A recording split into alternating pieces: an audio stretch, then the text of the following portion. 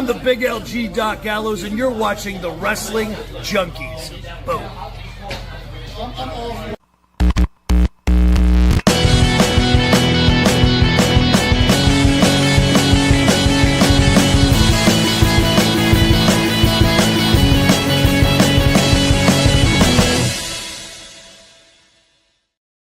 What's going on, everybody? Welcome back to the Wrestling Junkies podcast. I'm Mr. Cincinnati. As always, I'm joined by that handsome devil, the podcast dad. Choops, how we doing, bud? I'm good. How are you today? Fantastic, man. It's almost the weekend. Birthday weekend's upon us. So definitely, yeah, at this point, it's running out the clock on the week. So, yeah. Where's Max taking you? That is a good question. I have not decided yet. All I've said is that I want to do some brunch on Sunday. That's really about the extent of what I want to do. Maybe a little bit of a Sunday fun day. We'll see how we're feeling after Saturday. What is? Yeah, I know my go-to brunch meal. What is your go-to brunch meal? Honestly, it depends on how hungover I am. Like that's a lot of it. Is but 9 times out of 10, I'm gonna want some bacon and eggs, bare minimum. Interesting. And then a carb, either toast or pancakes, something like that. Bacon, eggs, and toast. That's your brunch meal. Yeah, or a good stack of pancakes. Like, yeah, I'm pretty easy, man. It's more about the mimosas and all that good shit, you know? We know you're easy. But man, I would have expected a little bit more out of you. I'm not gonna lie. I'm a simple man with simple pleasures. Yeah. Well, you know me. I'm the Eggs Benedict guy. I have to get Eggs Benedict at brunch, no matter what. When's the last time you had an Eggs Benedict? I had some for Father's Day, actually. Heather bought me one. So I like it. It was nice. It was nice. It's good. Very happy for you. Oh man, socials. No, everybody's tired of hearing us talk about. Well, to be fair, we did start a few minutes early today. We usually, we try to start around 6:55, and here we are a few minutes before that. But thank you guys for joining us tonight. As always, you can find us on X and TikTok at Junkies Pod. Like us on Facebook, follow us on Instagram over at Wrestling Junkies Pod. But most importantly, please do us a huge favor and subscribe to our YouTube channel, Podcast Dad. Tell them why. Oh man, I thought you were gonna hit me with the how many. I had other things prepared. Why? Because we're pretty too. What the fuck is happening? You threw me off. You threw me off. You threw me off, man. I asked that question. There's only 2 or 3 different ways that I asked that question. Come on. Yeah, but I wasn't prepared for it. Come hang out with us. We like to have fun. Wrestling is fun. We got a big ass weekend, but wrestling is so much fun. It's an escape for everybody. We want to have that positive environment. Go check out. I'm bummed I missed the conversation yesterday, but the conversation yesterday was amazing with Aaron Williams, and it really kind of that's one of those interviews you sit back and listen to, and you're like, man, that guy just loves it, right? Yep. He loves wrestling and the unsigned and don't care aspect of it. It was so cool to hear his take on it and why it's important to him and kind of the evolution he's seen from independent wrestling throughout the years. Yeah. That's why wrestling is great, man, because everyone loves different things and there's just stuff for everybody. It's so cool. It's so cool. So if you like wrestling and you like listening to people talk about wrestling, why not give us a chance? We're 2 pretty cool guys, I would say. Cincinnati's okay. He's getting a little old, so the cool factor is kind of wearing off a little bit. He does make 90s references. That's a little rough, but I'm here to keep the crowd young. You know what? I have no regrets about anything on how that show went on Tuesday. No regrets whatsoever. I'm thrilled with the references that I made. I'm pretty fucking proud of myself. Yeah, it's good because somebody referenced like Vanna White at work the other day, and I'm like, what? Yeah, I had to Google that. Sorry. You're a goddamn millennial too. That one's unacceptable.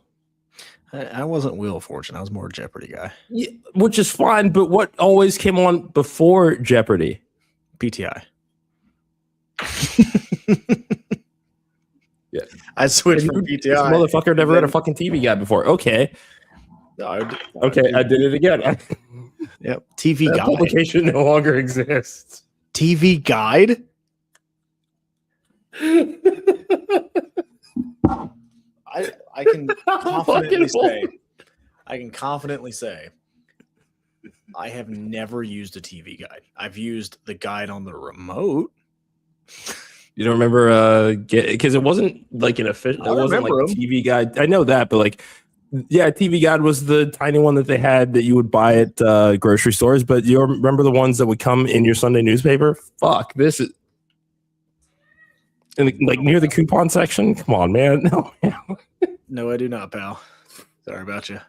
Well, this is awkward. It is. Turnbuckles crap. It's okay. I think it's time to talk a little bit of wrestling. I have an idea. Let's start though. Okay, because I have a card pulled up. We need to talk about, but I think it's interesting that WWE and AEW, they both have had media calls or appearances over the last couple of days. So Tony Khan has had some quotes in the media, and so has Papa H, and this one's getting some attention here on the interwebs. Okay, I saw the Tony Khan quote too that I want to talk about afterwards. Okay, I'll start with Papa H. You got TK next. So Triple H encourages fans to have fun with WWE and not take it too seriously. And open quote, the other aspect of that is I think that people lose perspective of sometimes is we're just fun, man. We're fun, and sometimes people take it too seriously. Sometimes people get too caught up in it, but it's there to entertain, man. There's a lot of stuff going on in the world, and if you just want to turn off for a couple of hours and tune into something cool that you can just lose yourself in and have a good time, WWE is the place to do it. If you've never seen it live, I'm telling you, come to a live event, come to one of our PLEs, come to a TV. There's nothing like it in entertainment. And I pulled that quote because I liked the repost. This is Blake X Avignon on Twitter here, and he adds Triple H. It's hard to just have fun when fans are mortgaging their houses to attend a WWE PLE. When you're asking people to spend that kind of money, they're not just going to kick back and relax. They're going to scrutinize every second of it. The Troyden vlogs prove that. Fans are documenting every dollar spent at these events because the price tag demands accountability. That's the TKO, in parentheses, Mark Shapiro problem. You price the product like a luxury experience, but you want fans to consume it like the Attitude Era. You don't get to charge 2024 prices and ask for 2002 vibes. Mic drop. There's not much more to say after that, is there? There is not. That's a pretty damn good quote. No, this is like, and it's wrestling is such a unique entertainment medium because it does blur that line of fiction and reality. That's how the industry was conceived. But we're not telling people that love like a Game of Thrones or Harry Potter to not enjoy those sorts of things, like not to lose yourself in the world and dissect it and what things mean. Like it's no different than soap operas too. That's what most parents and grandparents did growing up, was watching those and having those stories, and they would call each other and talk about what's going on and what they think is going on. It's like, we get that you're scripted product. And I think that where the line needs to be drawn is that if you're attacking anybody personally for what they write, produce, or put out on stage, you're a dick for that. But I think as fans, we are able to say, oh, I like this story. Oh, I don't really like this one. Because if you're asking me to tune in, I'm hoping it's going to be something I'm overall going to enjoy. But I'm not, and maybe we're different because we talk about this 4 or 5 nights a week. But I just think you can't put that genie back in the bottle of just have fun with it. That final line is perfect. You guys are charging an arm and a leg. People are going to get their money's worth if you're going to ask them to pay for that. Correct. I equate it to, the NFL or MLB or, great. I collected them for when, The Rock and Austin were on them. But, I didn't read them. I didn't even know what it was, to be honest with you. I equate it to like the NFL or the MLB, right? So if I am unhappy with my team, I am not going to sit there and pay premium prices for a shitty team, right? Yeah. Because I'm invested. You can't ask me to spend money on a product because how much money, like, what's your favorite TV show? All time, and season 15 is coming back next month, King of the Hill. Okay. How much money have you spent on King of the Hill? Not much growing up. I mean, obviously it's a broadcast cable, and then, it's on Hulu now, but you're paying. It's different. Yeah. Right? It's different. Like I have fun watching the TV shows that I like, right? I get invested in the wrestling. I get invested in sports. And you're asking like the tweet said, you're asking me to pay a premium price to go to these events, and you just tell me to sit back and just have fun no matter what happens. Like, no, I'm invested in this shit, and I want to have fun, but when I don't like the results or I don't like the way that the creative's going, I'm going to be a little upset about it because I just spent X amount of money for a good seat to go watch something that I want to see my guys win, or I want to see the creative direction, when I'm sitting here rooting for somebody, and you continue to just that's not the way we want to do it because of the politics, or because of the merchandise, or because of the money. Like, it's money related. You can't ask me, you can't just tell me to sit back and have fun like that. That's not how this goes. And it's especially bold as fuck for the person to tell us to have fun is the same guy that made us sit through the Reign of Terror and then the Authority. I mean, Authority, there were some times where at the end of pay-per-views where it's like, why am I watching this anymore? There were those times. Like, that's just, I mean, when you have, because it's like they want to attract the casual viewer, but just expect the diehards to just shut up and go along for the ride. So it's like, if you want the diehards to help you attract casual viewers, give us something that we want to tell them about to tune in. It's a little bit more than that. Like, it's, I just think that to just say, sit back, have fun with it, I don't know. I think it's a little too reductive. Well, and we're not saying that it has to be perfect all the time. No, right? Because it's not going to be. Never is. I don't think anybody should expect perfection. Yeah. Like, back to the sports reference, teams have down years. I'm still going to support them. You being more than anybody. I would fucking know. But healthy Joe Burrow this season. Okay. Talk to me like week 8. I will. And folks, if you're just tuning in, gear up for a football season with Mr. Cincinnati, because it's rough. The first couple weeks, he is on the moon, and then it just all comes crashing down. You Danhausen me last year. Well, I'm gonna Danhausen you again this year because I already paid for the cameo.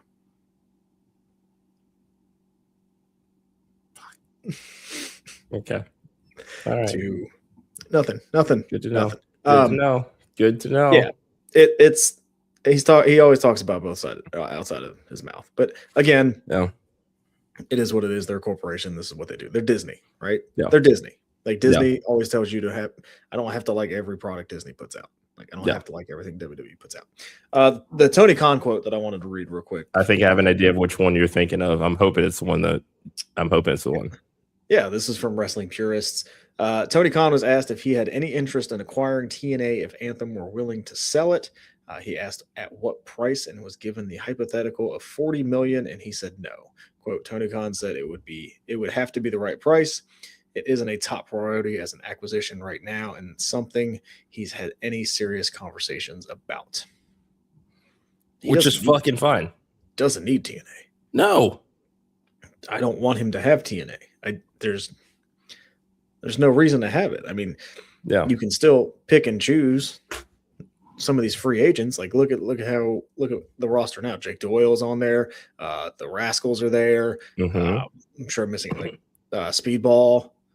Speedball's on TNA for a while. Kevin Knight. Kevin Knight. Yeah. You don't need him. There's no reason to. And it's interesting that everybody keeps talking about, and we talked about last week, the death of TNA. Like, TNA's been around since 2002. Yeah. And like I said last week, if they could survive the Carters, Jeff Jarrett, Vince Russo, Hulk Hogan, I said it again, I don't even remember where the counter is, but fuck it. Eric Bischoff, if they can survive all of that, they're doing just fine right now. They've got the partnership with WWE. There's no reason for them to go.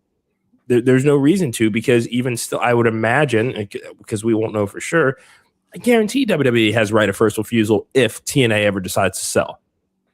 And even if they don't, if you're WWE, are you seriously buying TNA?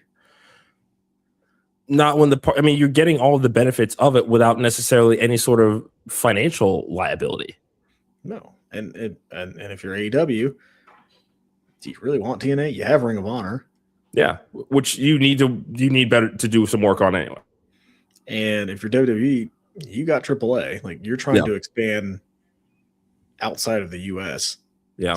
There should be no interest in TNA because you already have your footprint in the US. Why do you need? You have NXT. Like, you don't need TNA.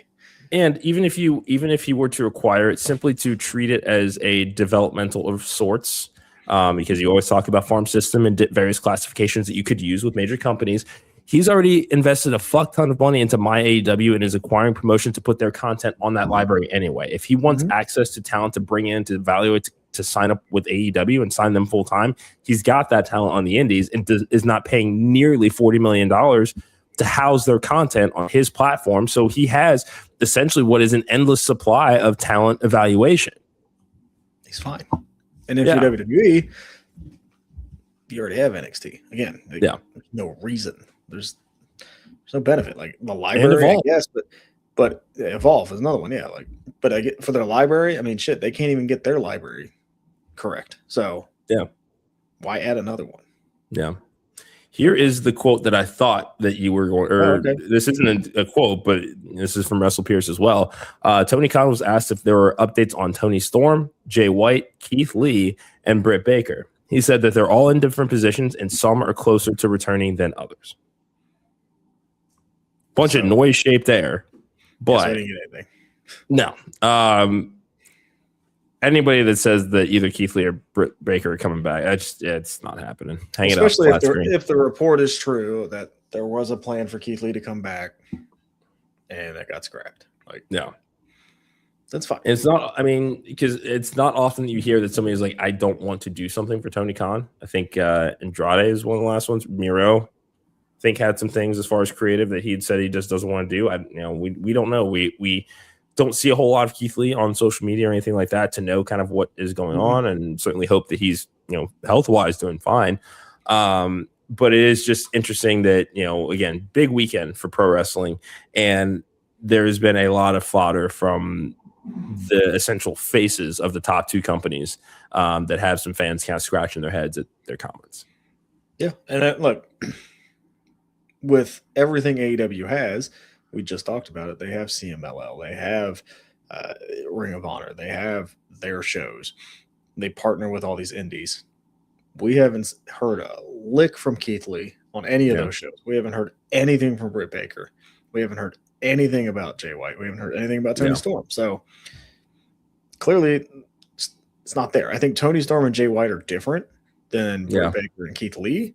But and maybe it's the lawyer, maybe because I'm looking at that word, some are closer to returning than others. Some implies at least more than two to me. And when looking at these four, it's just like, I just don't fucking see it. The only two I see actually returning to AEW are Jay White and Tony Storm. Sure. That's fair. I don't see. That's not this. I mean, and the thing is, it's not to say that Keith Lee and Britt Baker couldn't return, because, I mean, as far as we know, they're still under contract. So until those contracts expire, anything is possible. But I would certainly say in Britt Baker's case, especially because they did have the Willow Nightingale injury and they did have to have a wild card to have somebody return. They went with Mercedes instead of Britt Baker. That speaks volumes, certainly. I would imagine those contracts are wildly different too financially. Yeah, it's not like Britt Baker's been a ghost. Like, I've seen her on social media, so I know she's fine. Yeah, just kind of is what it is. No. But all right, we have talked for 20 minutes when we were supposed to preview 4 shows. So we have so much time. It's Thursday night. It's our last show of the week. Let's let our hair down a little bit. Can't really do that. I just did. Your hair's up. Damn. Which one do you want to preview first? Slammiversary, Forbidden Door, Great American Bash, or Night of Champions? I'll let you first. Let's start with Slammiversary. Let's give TNA a little bit of love first. All right, let me pull that up if you want to tell everybody where they can follow us. Yeah, thanks guys again for tuning in. As always, X and TikTok, and Buzzer at Junkies Pod, on Instagram at Wrestling Junkies Pod. Like us on Facebook, but subscribe to the YouTube channel. We're having a lot of fun over here. This table back here, plenty of room. Pull up a seat, come hang out. shout out to our friends at Turnbuckle, and make sure to join our Discord server. You can find the link on their X page at official Turnbuckle TRNBCKL. If you missed my interview yesterday with Aaron Williams, check that out on Body Slam Net on YouTube as well as X. Follow us at the Scrap News. I've got some new ideas for some articles. I've got some thoughts on what a return of the Mixed Match Challenge would look like, to give you a little sneak preview of something that I'm working on. And if you want some merch, go hit that QR code in the top left corner. I'll tell you right now who should win the Mixed Match Challenge. Flairhausen. No. Bianca and Montez Ford. Give me that power couple. I need it. I know. Just one time. One time. Just one time. All right. Yeah, I know. Slammiversary. I saw him shirtless in the back earlier. Yeah, you walked by a couple times. TNA's big surprise debut for Saturday. It's Road Dogg. Well, if it's an on-screen sort of thing, I miss me with that. I think that's what it is. I don't know. I'd seen talk of there being some interest in Apollo Crews. I don't know where he stands with his non-compete, but I think the timing would align that he could possibly be available. Yeah, that's fine too. I don't know if that's a big surprise, but it'd be nice to see. But I think that we have, and I think we should sort of reframe.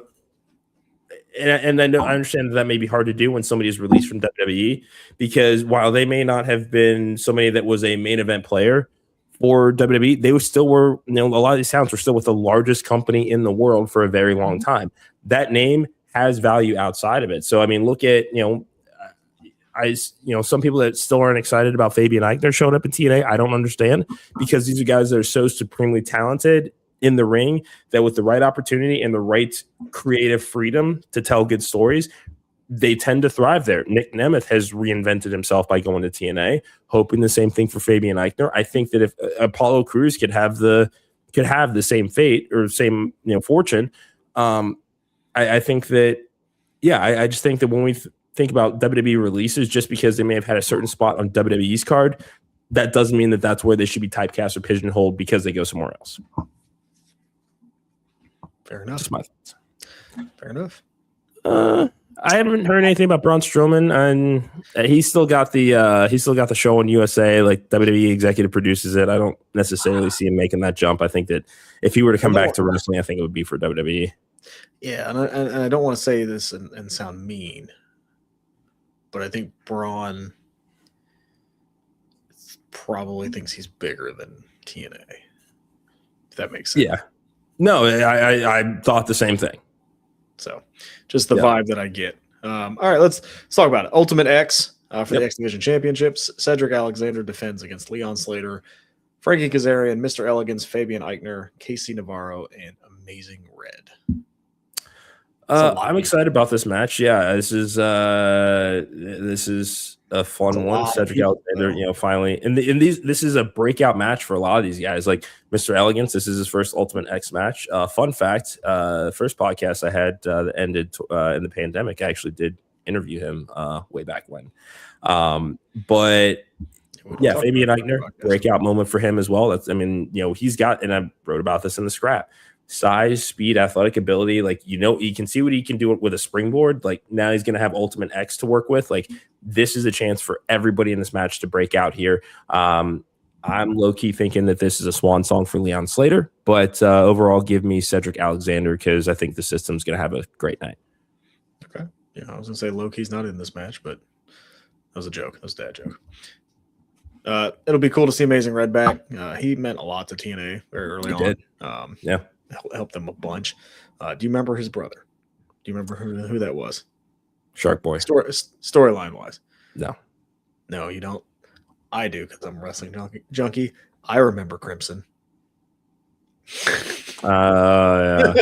you remember Crimson? I do not. No.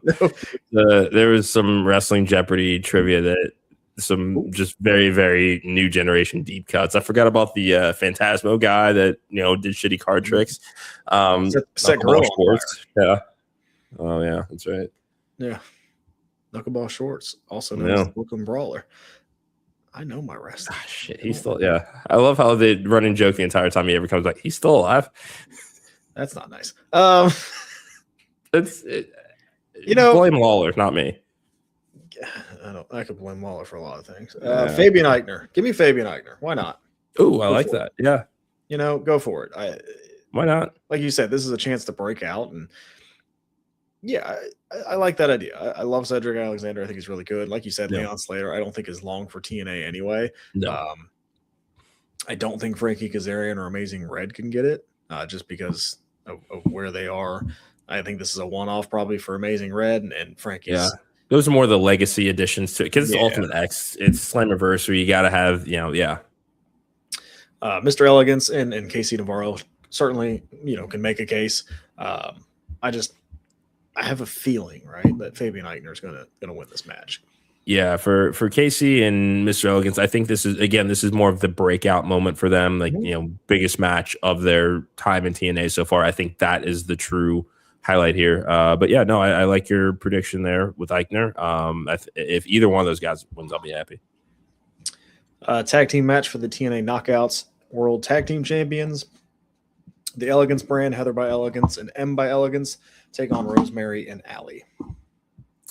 I'm gonna go Rosemary and Allie. Allie making the return. I think that this is a good way to pop the crowd. Revitalize the Knockouts division. Sounds like they may be also talking about bringing a mid-card title in. I know. We don't need more titles in wrestling. We need less titles. Stop adding titles. I see. And Fact Checker and I talked about this yesterday because I was trying to think about it. What company needs a new title right now? Because that's all it was said that Fightful Select had some information on a new title being added, but didn't say the promotion. Obviously couldn't think of anything with WWE, AEW, and then it just hit me like a ton of bricks. TNA does not have a mid-card title. I can understand that. And I certainly think that if it's something where it can have kind of that X division open kind of feel, that way you can be a little bit more relaxed in how it's contended for and defended. Why not? My hang up is this is not the glory days of the knockout roster, and not to say that the wrestlers on the knockout roster are bad right now. They just don't have the depth that they used to have. Sure, that's fair. A mid-card knockout title in 2008 when TNA was on fire and they had such a deep women's division when it was like, oh, the knockouts are much better than the divas, right? Yeah. That was the time that they could have made history there and did the mid-card title. But I don't know. Right now, I don't know. For this match, I'll take the Elegance brand. I already predicted one title change. I don't know how many they're going to do. So I'll go Elegance. This one I'm excited about. This next match. Eric Young versus Ricky Sosa. Ricky Sosa is really, really good. He is. And he's so young. He is. That guy's going to be on AEW or WWE in the next 2 to 3 years. Probably. Yeah. 100%. I'm still going to, and maybe this is just the nostalgia in me, I'm still going Eric Young, or at least that's what I put in our predictions for the league. I'll probably go Eric Young as well, but I think, like you said about the Ultimate X match, this feels like a showcase match, and I think they put Eric Young in that ring with Ricky Sosa for a reason to really see, okay, do we have something in Ricky Sosa? Because Eric Young can get out of him. So Eric Young doesn't get nearly the love that he should in pro wrestling in 2026. No, fantastic career. Fantastic career. Yeah. AJ Francis versus Elijah. Okay.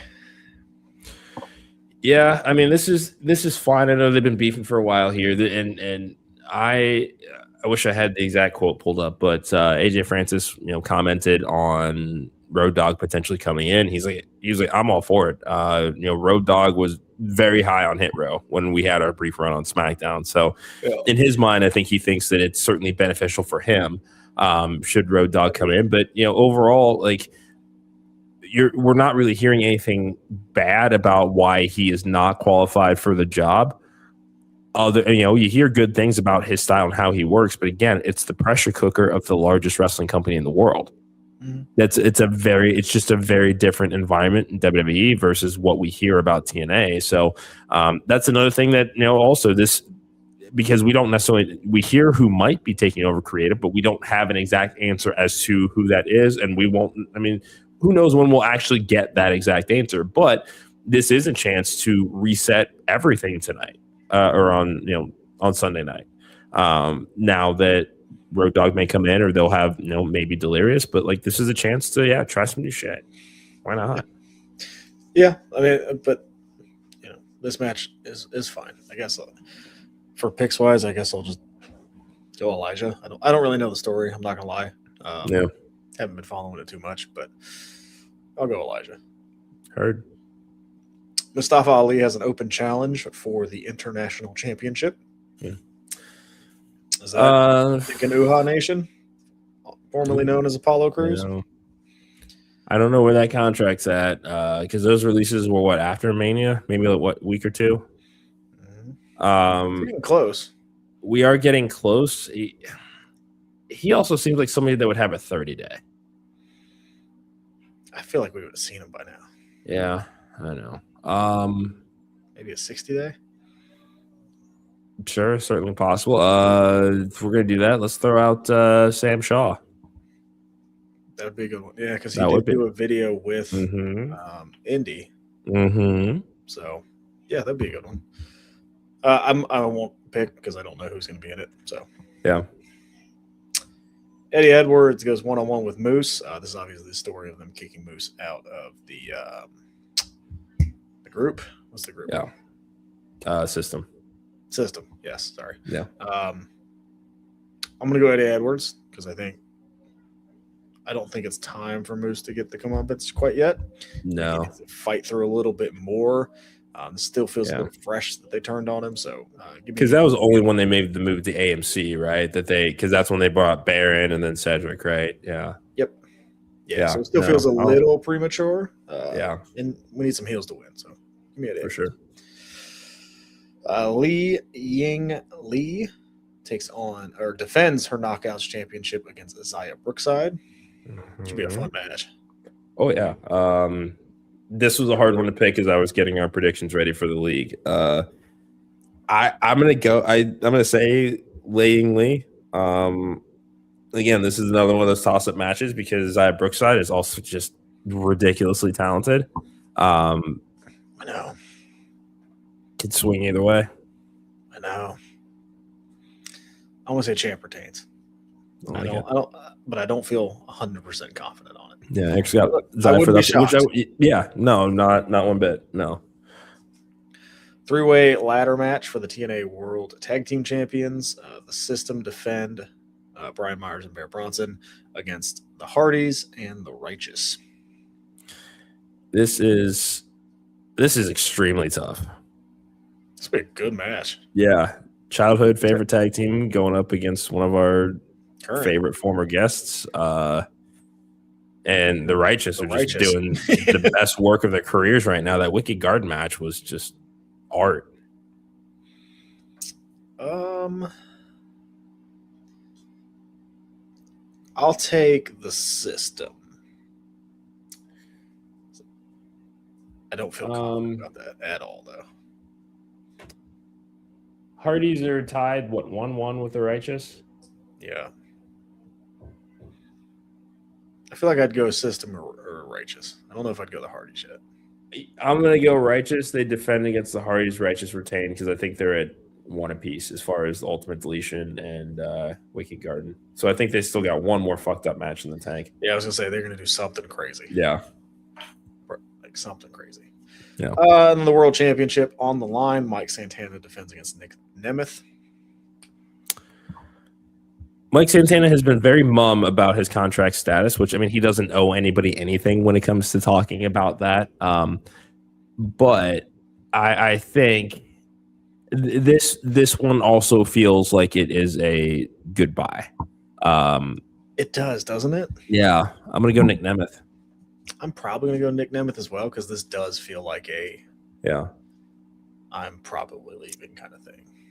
Which, I mean, and good for him because think about, kind of the acrimonious split with Ortiz and leaving AEW and having his own personal issues that he had to work through and has been very vocal and candid about. I mean, this reinvention over the last couple of years has put him in a position to, again, you can go test the market with the value you've created for yourself. Go do it. Yeah, it's a great story. It's a great story. Like you said, like he's had a lot of stuff go on, and it'd be a great story. And I think he'd fit very well in NXT right now. For sure. And they could use another main eventer. Yeah. Yeah. All right. Speaking of NXT, let's preview Great American Bash. Did you hear which matches open in the show? I did not. This should tell you how much they care about their NXT champions. Tony D and Naraku opening the show. All right. Yeah. Okay, so let's talk about the opener. Who wins? I did not like the segment. No. Tuesday. But, they tried to do the babyface comeback. I just, this one probably has I know. Fire in 2020, Fire to the Face in 2026 doesn't have the same luster as it did back in the 90s. Yeah. Like the fireball spot, because we used to see it a lot in it. It just doesn't have the same oomph as it did back then because we'd never seen it. Yeah, and the thing, and again, because it has happened so many times, everybody knows how the illusion works, and it's just hard to buy into. Like, when you've seen some really bad ones, Hogan Warrior, like, I don't know. I give them credit for trying. Like, sure, they're very much trying to make this feel important, but man, I don't know. I guess give me Tony D.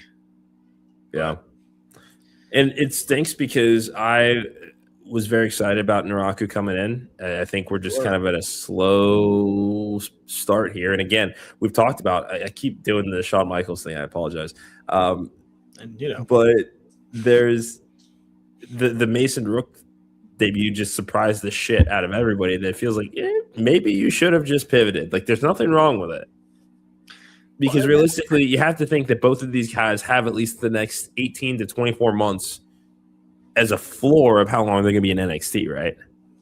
Yeah, and I'm not going to lie. The lack of Mason Rook on the card, the lack of Lizzie Rain on the card when those felt like two huge debuts.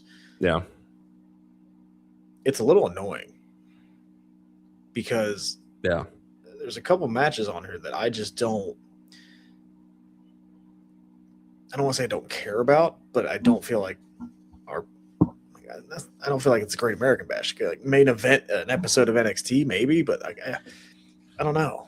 But and again, buddy, herein lies the I'm not going to say problem with it, but this is kind of a side effect of this deal with the CW. Is shows, especially when we were growing up. Think about how much bigger shows felt when it was we get to order the pay-per-view. There's just something in the air about when you know that's that big show that you're marching towards, and there's just something about that pay-per-view energy as kids that just gets you excited because you know you're going to experience something cool. It's being given away on broadcast television. I don't fault WWE for going and making their bag with the TV rights deals. That is entertainment, that is sports, and that is content as a whole in 2026. Not faulting him for it, but it does lose the luster of. It definitely does. Yeah, because it's there's really no difference between Great American Bash airing on Sunday and NXT airing on Tuesday because it's going to be on the same fucking channel. Shit, you could say the same thing about Night of Champions. I'm getting Obafemi and Jey Uso for free. So yeah, that feeling of pay-per-view is just like, like this show will be fine. Like I'm not. Yeah.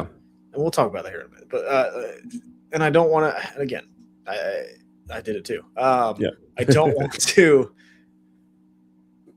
bemoan the point that we made Tuesday. Like I'm not blaming the wrestlers at all. I don't dislike the wrestlers. It's just the booking. The storytelling is not there. Yeah.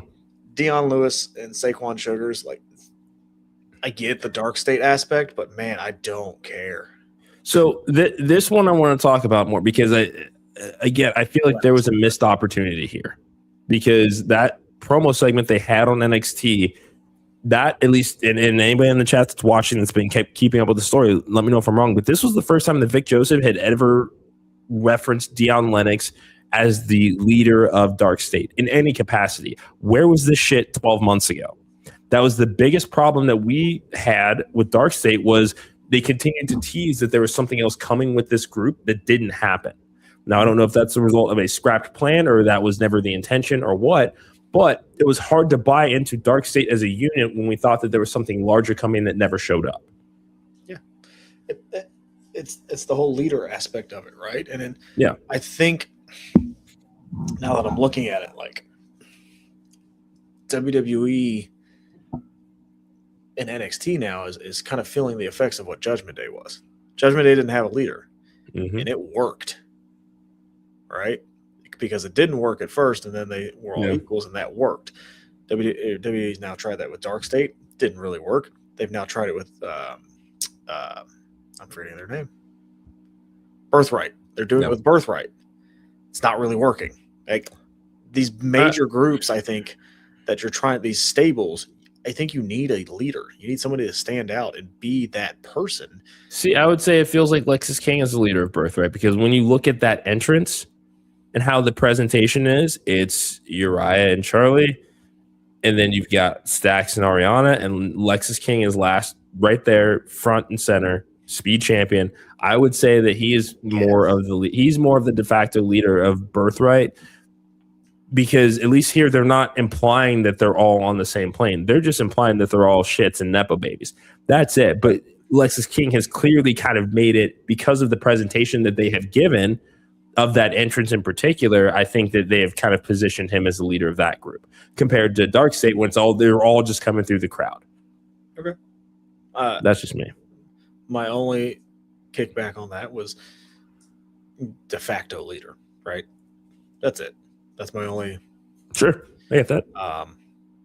Anyway, I guess give me Saquon. I don't know. I don't know who wins this match, because I don't know if they want to keep having Saquon chase, or I'm not sure. So part of me was just to be done.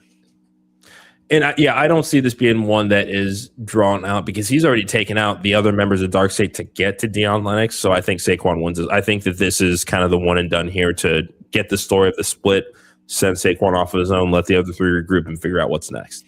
So I'm going to go Saquon. Fair enough. I'll go Deion just for it. Sure. Shiloh Hill and Tristan Angels. Again, I like this story. It's not a pay-per-view match. Yeah. This is something you could have easily waited until Tuesday to do, but again, does it really make a fucking difference? No, but I because this one's on Saturday, correct? Or is this on Sunday? And there's 7 matches. Like, it feels like 2 of these matches could have been taken off and we'd be fine. I mean, I don't know about that, because this is also, we've never seen a pay-per-view on, or PLE on the CW before, so we don't know what the runtime is going to be. That's probably the only wild card here. This is probably not going to be an 8 to 10 or 7 to 9. I think you got to go 2.5 hours maybe on this one. I don't know if they can get the 2.5 hours with these matches.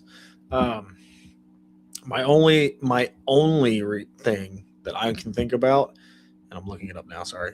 Okay. Yeah, you're good. What time does it start? Do we know? I think 7. Okay. So my only, I think, reasoning for them to have 7 matches is because they're right up against Forbidden Door too. Yeah, true. So they're probably trying to make the show longer. Yeah. So that's politicking. Not that it's really going to stop many of us. I mean, you've seen the setup we have here, so yeah, the whole counter programming thing, I think, is kind of a moot point at this point. And everybody can watch their phone and then watch the TV at the same time. So Zarya defends the NXT North American Championship against Tatum Paxley. Kind of feels like Tatum's swan song.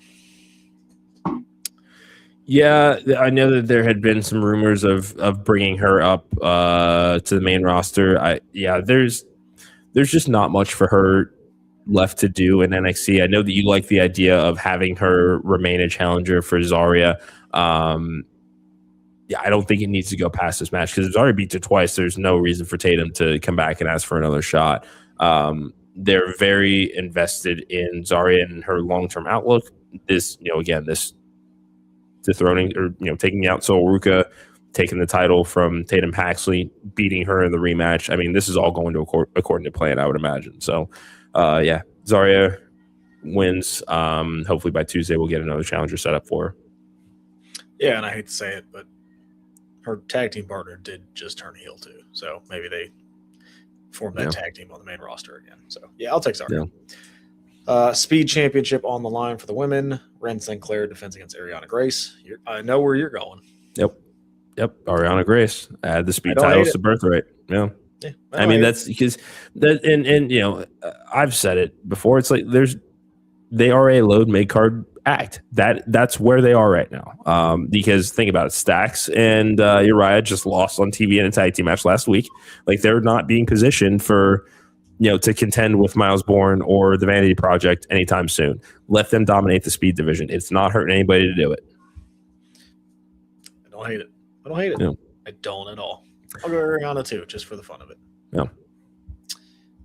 Another title reign that I'm kind of just meh on at the moment.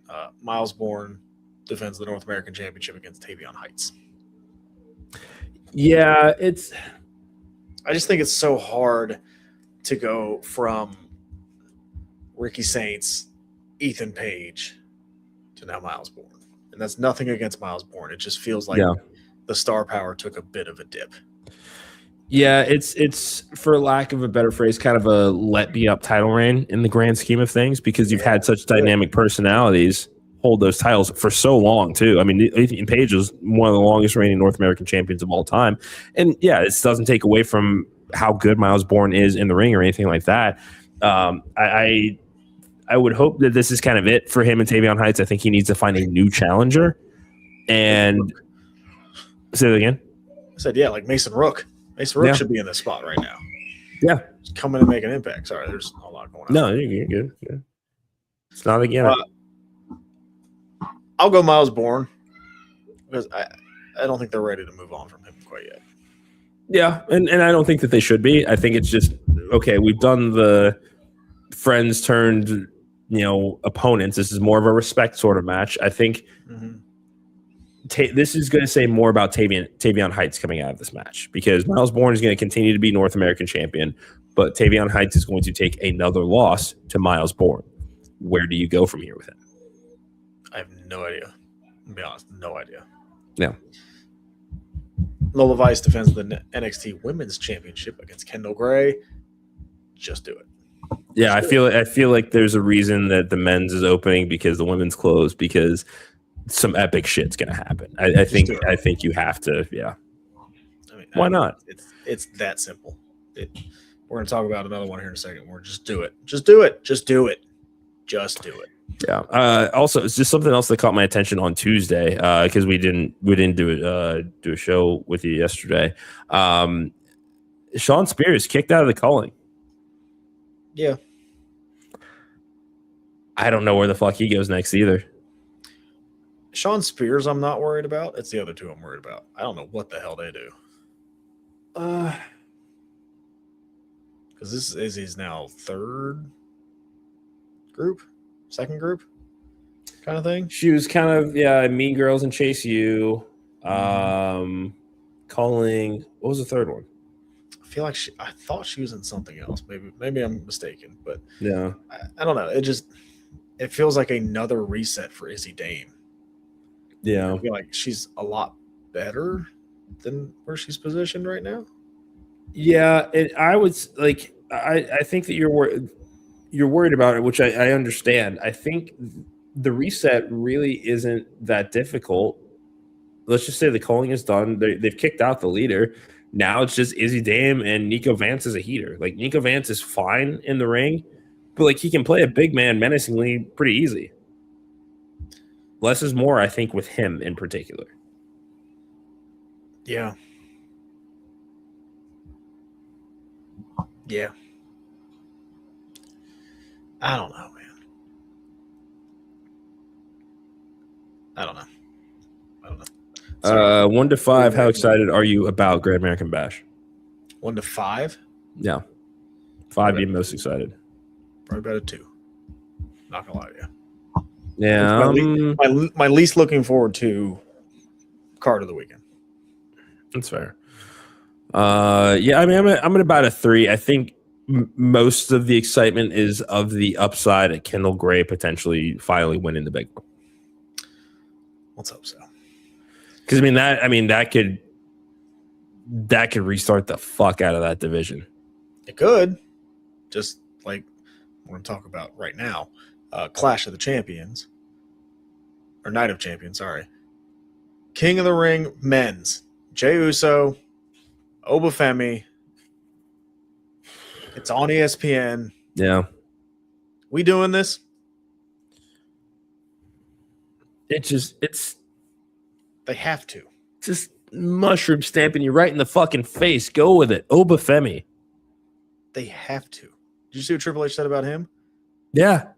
Like, they have to. They have to. And that's the thing. Yeah.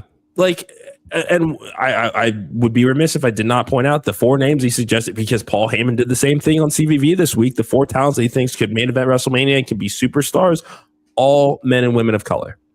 Mm-hmm. Let's fucking go. Why not? This has been one of the biggest criticisms he's had since he took over the reins in 2022. Wake the fuck up. This one's not hard.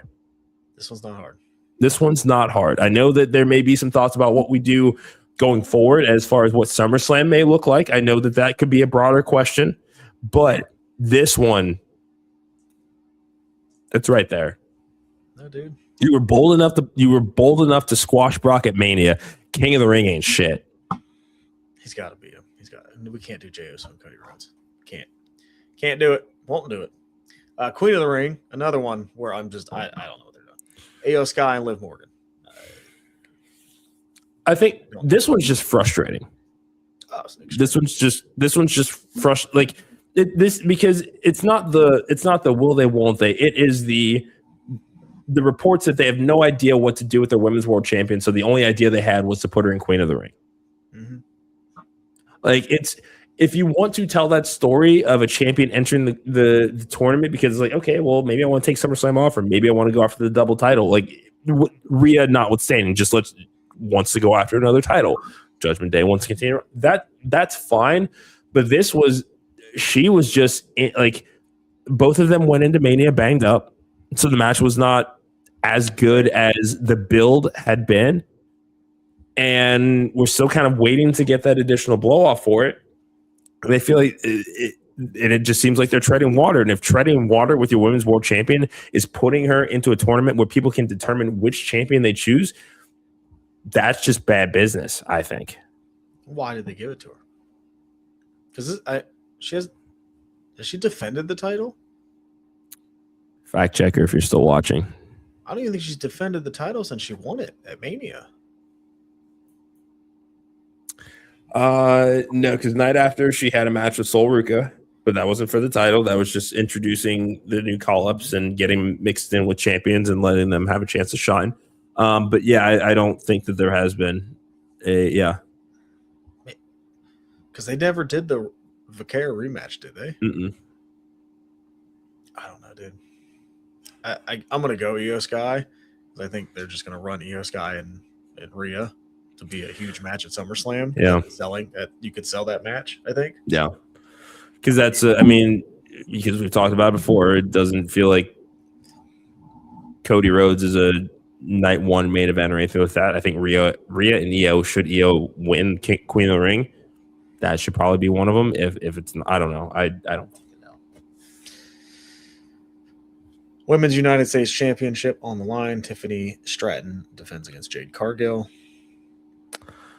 Tiffany Stratton's knowledge of 80s and 90s wrestling notwithstanding. Dude, she said SGT Slaughter. What the fuck? Not good. Did you see Ryan Satin's interview with her? And he asked her about Limp Bizkit. Had no idea who Limp Bizkit is. It's not good.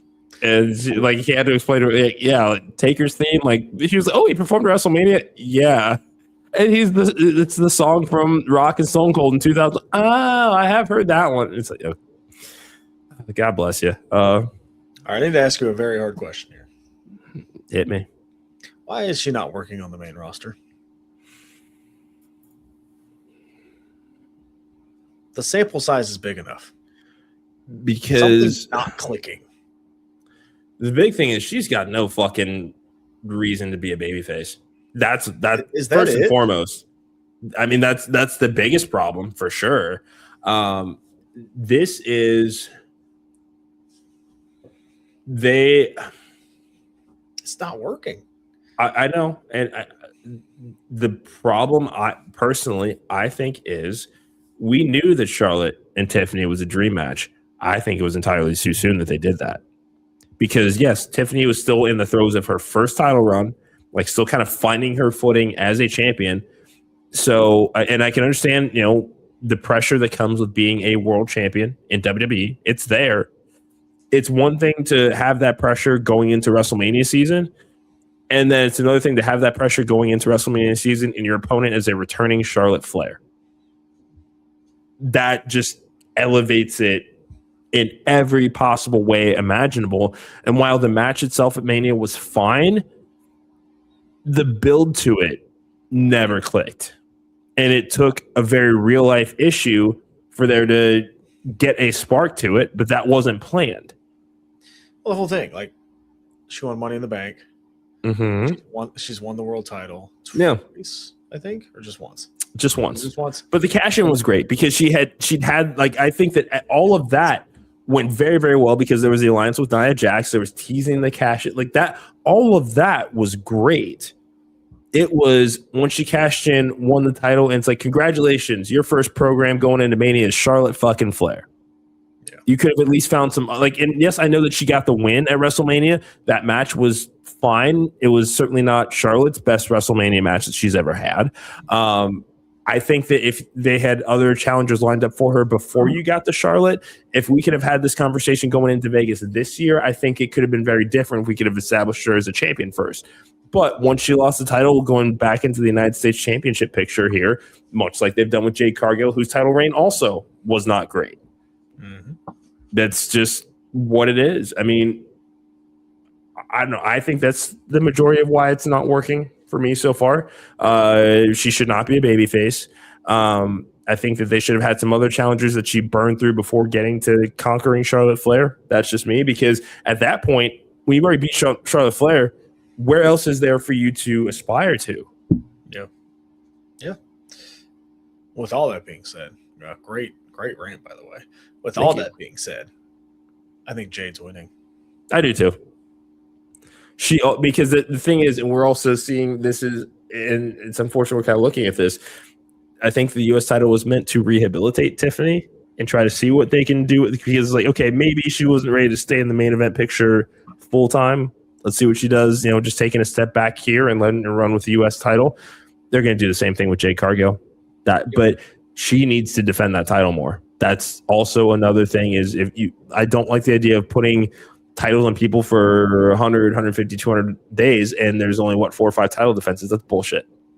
It's not good. Because you also don't have live events anymore that you can say there for title matches and things like that to let them get their reps in. It's just what you're seeing on TV is what you're getting.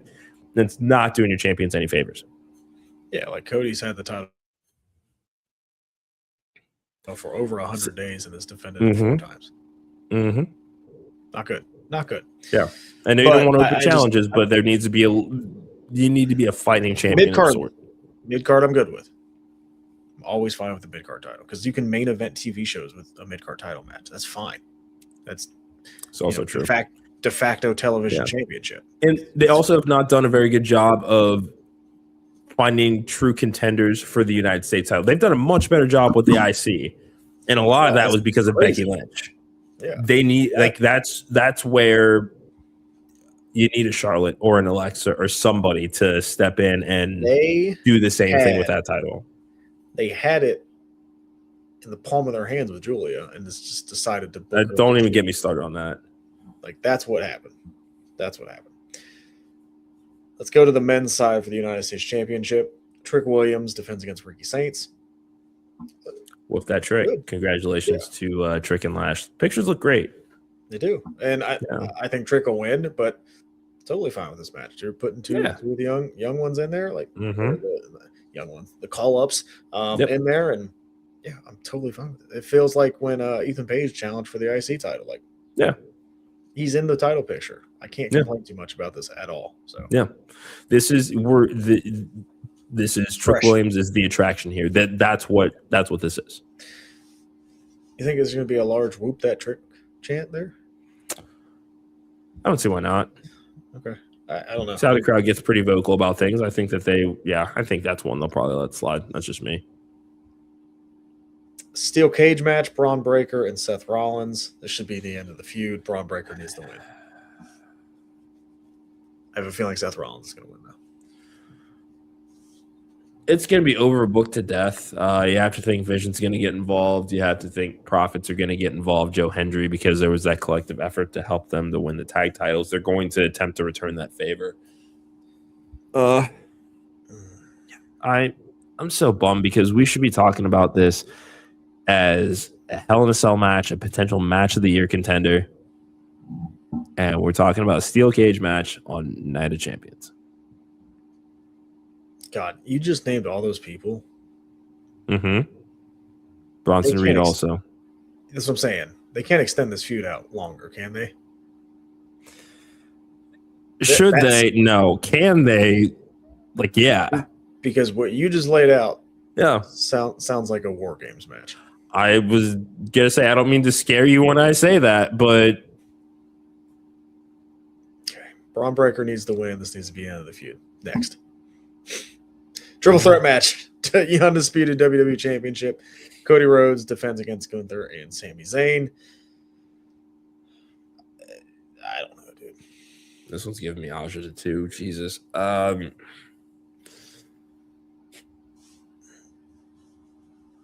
don't know the direction. I don't know who I'm supposed to root for. I don't know. This just feels like another Cody win, I guess.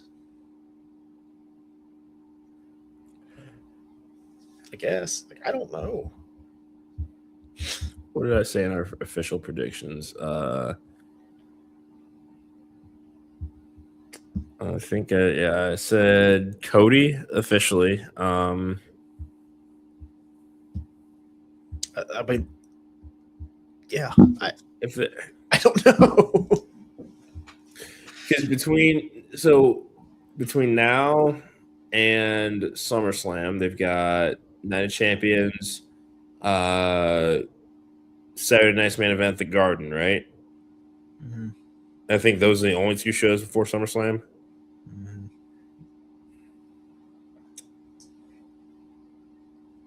Mm-hmm. Cody's walking into SummerSlam as champion. I don't see how he doesn't. I know, but that doesn't mean he has to walk out of Night of Champions as champion to get there. Yeah, it's just also that would be the second time this year that they've done that too. Yeah, that's what I'm saying. Like, there's all signs to me point to Cody. So, yeah, I know. I'm going to stick with Cody, but has Sami Zayn had a WWE title match in Saudi Arabia? Don't think so. Because that's why it's also just like, yeah, I mean, yeah, that's one thing, but like a true world title match, it just, I don't know, and that's maybe just the wishful fan thinking of if there was ever a place that you could do something like that, do it there, because you still have the Garden that you can sell out with Cody going back for the title. Like, I don't know. I don't see it. I get it. Yeah. Fine, we'll stick with Cody. I think it's Cody. All right. We've gone long, but we have one more card to preview. We do. We have AEW Forbidden Door that is running up against TNA and NXT, which, again, I don't know why they're doing this, but that's their prerogative. Like, whatever. Yeah, talk about it. Never mind. No. AEW World Tag Team Championships are on the line. Cope and Cage take on the Dogs. I think Cope and Cage win. Yeah, all roads lead to Wembley. They walk in as champions. It'll be a ladder match. Against who? We don't know, because if FDR's taking time off, maybe that's the hook on this one. Maybe we did get worked a little bit. Maybe FDR returned. Maybe. I don't know. Is there a non-compete up? Well, Woods and It'll be up Kofi before don't have one. Wembley.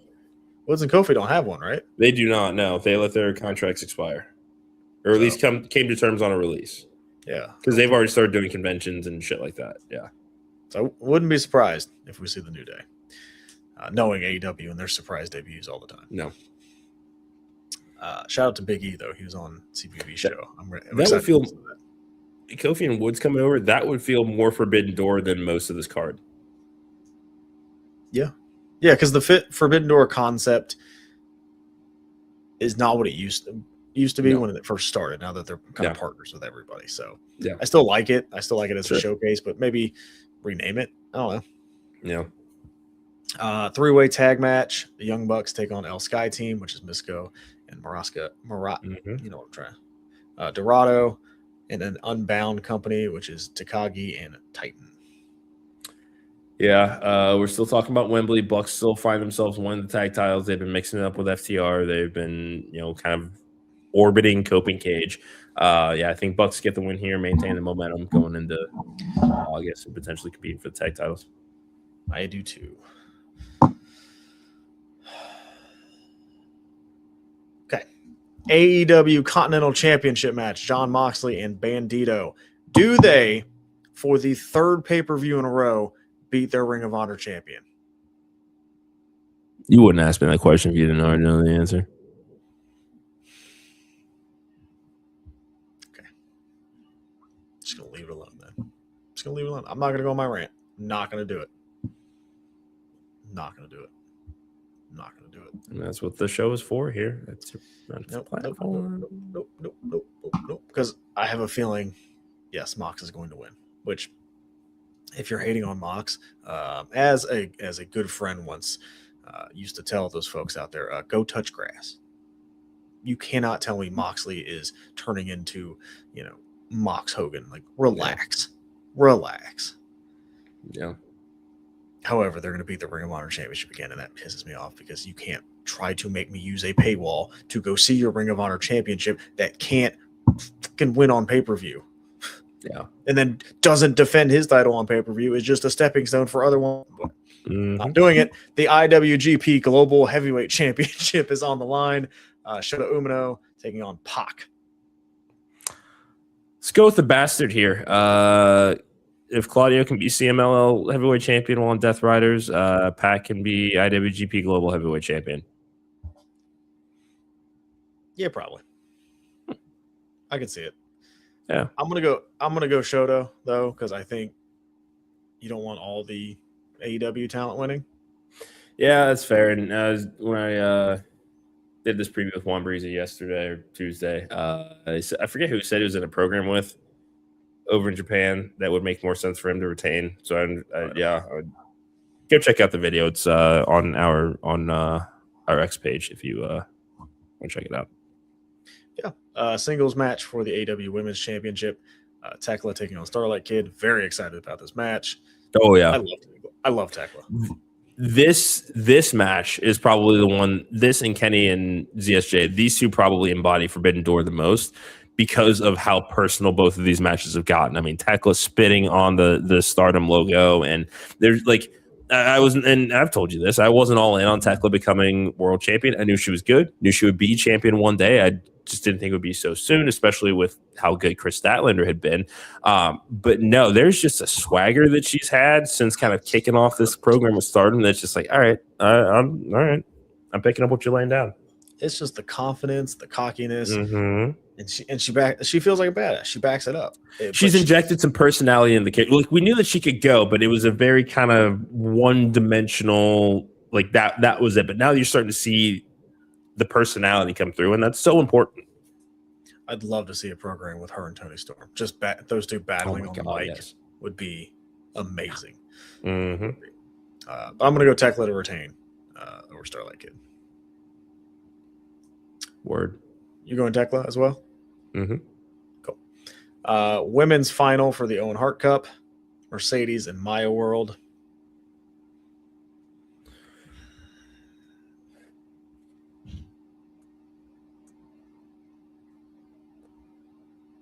It's either your highest paid talent on your roster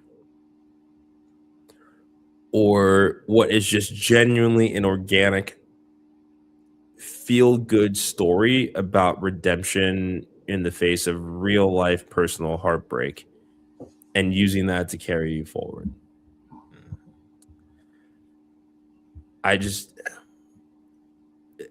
Amazing opportunity for Maya World. I think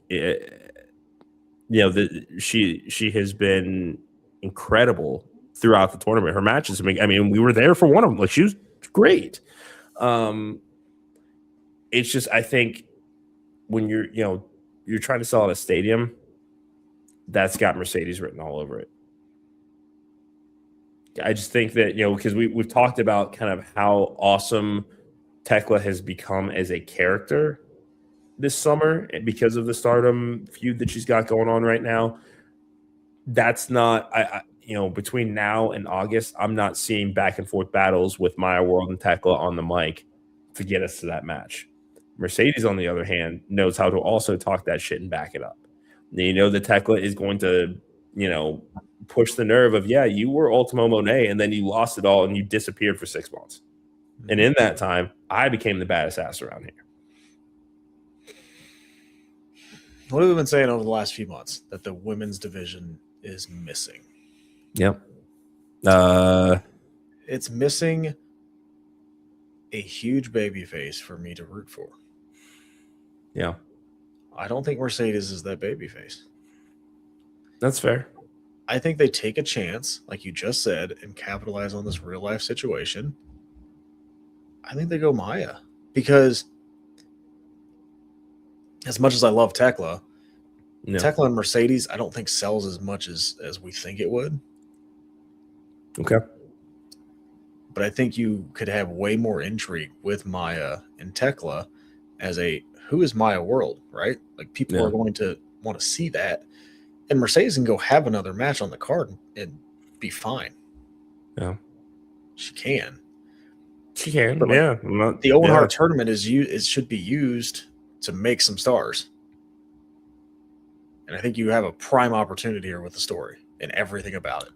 She beat Athena, who was one of her inspirations to get into wrestling.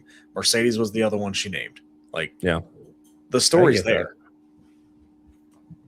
Mercedes another one. I know, but at the same time, I hear what you say about it should make stars in theory. Let's look at the history of the winners of the Owen. The majority of them were established names already within, if not in AEW, already within the industry. Yeah, fair. And I think that would be my only, Mercedes last year, Mariah the year before. Mm-hmm. Well, Mariah, I think, was a different case because that turned into the greatest story that AEW has ever told. And she had come up. That's one that was a star that was made by way of that. I'll give you Mariah May. Willow the year before that, which I think kind of helped Willow a lot too. Yeah, and that was the same year as what, Ricky? Yes. He never really broke through. I think Willow and Ricky were same year. Ricky. Yeah. He never really broke through that main event scene, even after winning the Owen either. Mm-hmm. And then the first one obviously was Britt. So established name. Mm-hmm. Oh man, give me my world. Just let's have a weekend of chances, right? Sure. Let's have a weekend of chances. Yeah. Kenny Omega and Zack Sabre Jr. This match, it's going to be great. It's not going to be for everyone. Zack Sabre Jr. is a different style of wrestling. So if you've not seen him wrestle, you're going to see something different, right? It's such a different style than what AEW does as well. So his matches always divide people. So I think this match is going to be fantastic. I think this is Kenny Omega's first step to get back to the world title, and I think win the world title next month. Give me Kenny Omega because they're telling that story, and I think this is Kenny Omega's last world title run that we're building to. Yeah, and this is when I said this yesterday or 2 days ago on Juan Breezy's show. I just hope that, and I don't think that they'll do this, but this match should not be within 2 matches of Ospreay and Swerve. If they're that's what I worry about, is that because these two matches are going to gas the fuck out of everybody. So I could see the men's being a semi-main or a third, or to give you a let me up before you go into this. Should I could even actually this I could see this closing the show too. I don't necessarily think the cage match needs to. I think the cage match is closing the show. I think there's too much star power in that cage match. Okay. That's just me personally. Sure. Yeah. But yeah, this is gonna be a good match. I think Kenny Omega wins. Will Ospreay and Swerve in the final of the men's? Got to be Ospreay. Yeah. This is another easy one. Again, gets back to Wembley for the world title. I think that slow descent into Death Rider madness is still coming, because the hook of this story between Swerve and Ospreay is both men think that the other has changed and for the worse. Swerve is about to be proven right here in the next 6 months. I think that Ospreay again just turned that killer instinct that he lost when he thought he ended Kenny's career with that Tiger Driver. Yeah. That Ospreay is not far behind. Yeah, they have to pull the trigger this year at Wembley and crown Ospreay as the champion. So that's why this is one of those ones too. It's like that Obafemi one. Like, it's slapping you in the face. Tell the story. Mm-hmm. Tell the story. And not to say that Swerve is anywhere near what Jey Uso is, because I think a lot would be more upset if Jey Uso won rather than Swerve. But Swerve had his big moment at All In with Danielson, so he's gotten that story, and I think there's more for Swerve to do other than this. Yeah, because I mean, he's not at risk of being left off of Wembley. No, no, he should run it back with Hangman. Why not? Speaking of which, where the fuck you been, bro?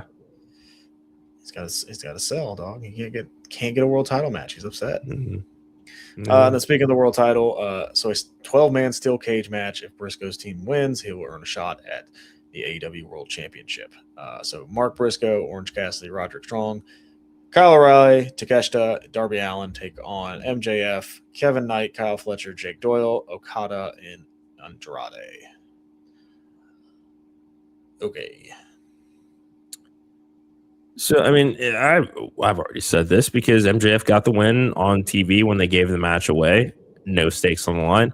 Now there's stakes on the line. Mark Briscoe's winning this match. They're going to Grand Slam Mexico for the world title. All right. I agree with you, and I think that's where we're going. But who pins who? There's too many goddamn people. I don't even want to think about that yet. I do. Who pins? I think Mark Briscoe gets your pin. I mean, I think he does get the pin, but who? I don't think he pins MJF. No. I don't think you want to pin Kevin Knight. I think you pin Andrade. Because he's already disgruntled anyway. And then they can turn on him. Mm-hmm. That would probably make the most sense. No. Mark Davis isn't in this match, right? He is not. Okay, because we did kind of see that also tease where, he was kind of feeling odd man out when everybody's giving out title shots and shit. Excuse me. I'll go with that. I think Briscoe pins Andrade. Or you can tell the story. Kyle Fletcher takes the pin. And Kevin Knight gets into Don Callis' head. And could that be your Wembley match? Is Kevin Knight and Kyle Fletcher? Okay. You don't think it's too soon after Fletcher coming back, turning on Takeshita and all that? No, because I need Takeshita to do anything else but the Don Callis family. I don't need him to do this anymore. I get it. Should be a fun weekend, folks. It's going to be a lot of wrestling, but should be a lot of fun. I like Triple H. Have fun. Fuck them. There's something for everybody this weekend. Let's just look at it that way. 4 incredible shows, a lot of great action. That's not even counting what's going on the indies. Go follow our friends at the Hot Tag app to look for local indie wrestling in your area as well. Podcast Dad, any final thoughts before we get out of here? I know we went into overtime today. This is probably one of the longest episodes we've done in a hot minute here. I know. I'm getting tired of seeing your face, to be honest. That doesn't make me feel good. Just kidding. The table is back there. Pull it up. Let's watch some wrestling this weekend. message us on, shoot us a message on Twitter. Did you like this match? What are your thoughts on this match? Let's talk. Join the Turnbuckle server. We're going to be talking about it all weekend over there too. Yeah, come talk. Let's have some fun. It's wrestling. Yeah. Podcast Dad, it's good to see you. But let's get out of here. Thank you guys for following us at Junkies Pod on X, TikTok, and Buzzer. Like us on Facebook. Follow us on Instagram at Wrestling Junkies Pod. But subscribe to the YouTube channel, Podcast Dad. Hit him with that magic number. Thank you. See, I was trying to give you a hint there. I knew it already. Again, tell one person if you like what we're doing here. Positive environment, even though I just insulted Mr. Cincinnati. But we love talking wrestling. This is fine. We can trade barbs back and forth. That's it. We're not, again, we love it. Yeah. Enough. That's what we do. See? That's what we do. SCS in 3 weeks. Act accordingly, Dick. I know. And Jameson Shook shows the night before. Mm-hmm. And he's going to be joining us that week leading up to SCI. Right. We're going to have some coverage. We've got Jameson Shook coming on. Jaden Newman will be joining us as well. Again, they're 2 former SCI tournament winners. And it's going to be a fun week. Good, because I got a couple questions for that Mr. Jameson Shook. I'm sure you do. You do. I do. Unfortunately, I do have to see Aaron Wade on that show too. So. Yeah, it's fine. Juggalo World Order just came back, apparently. Good to know. What a way to end the show. Podcast Day. Yeah. Thank you guys for joining us. It's been the Wrestling Junkies podcast. We'll be back on Monday. Until then, enjoy all the wrestling. Enjoy the fuck out of those grabs.